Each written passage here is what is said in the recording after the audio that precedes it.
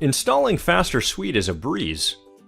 First, we should log into our computer under our own user account. Next, we'll open up an internet browser and navigate to www.fasterlaw.com. Once the page loads, we'll click the Free Download button to start downloading the software. Depending on your internet speed, this download may take a moment. Now that the download is finished, we can go ahead and run the downloaded file.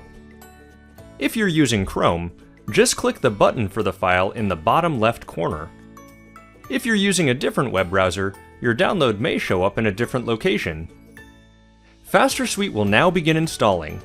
We may receive antivirus or administrator prompts during this process. We'll go ahead and allow them. After Faster Suite finishes installing, it will launch automatically and prompt us to select our region. We'll make sure to select the same region that we used to log into Clio, then enter our Clio credentials in the login page that appears. When prompted to allow Faster Suite access to Clio, we will click to confirm.